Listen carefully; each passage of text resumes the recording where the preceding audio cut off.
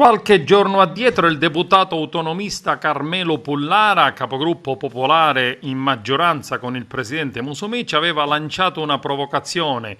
I deputati regionali continuano a lavorare anche ad agosto.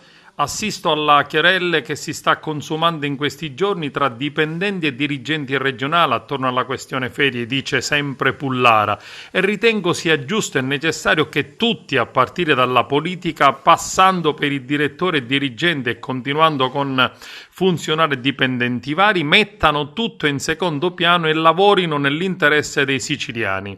Durante il lungo periodo di lockdown ci siamo riposati tutti, politica e burocrazia.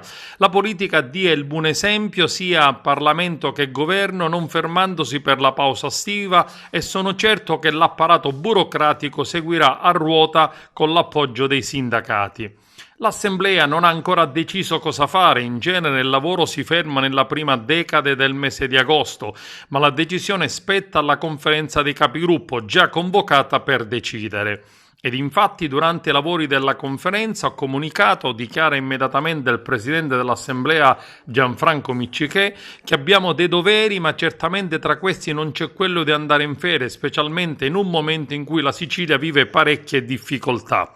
Pertanto, siccome ci sono leggi il cui esame deve essere concluso, vi comunico in maniera assolutamente serena che possiamo restare qui fino a Ferragosto. È la risposta secca di Gianfranco Miccichè dopo le polemiche di questi giorni sul tema tra la burocrazia regionale e i dipendenti, in particolare all'assessorato regionale all'energia, dove tra l'altro il dirigente ha sospeso le ferie a tutti i dipendenti fino a Ferragosto in attesa di smaltire il pesante ritardo accumulatosi durante il lockdown.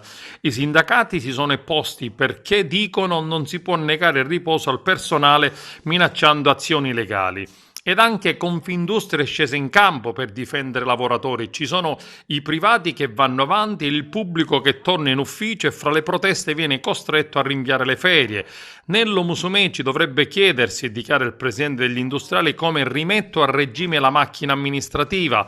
La politica è anche questo, bisogna ragionare insieme con i sindacati sulla riorganizzazione, non ci si può svegliare all'improvviso e gridare. Da noi, conclude il leader di Sicindustria, le commesse ci costringono ad accelerare in estate. Alla regione invece la commessa è sempre costante. Il dirigente all'energia Tuccio D'Urso fa bene a porre obiettivi, ma Musumeci non dovrebbe accorgersene solamente adesso.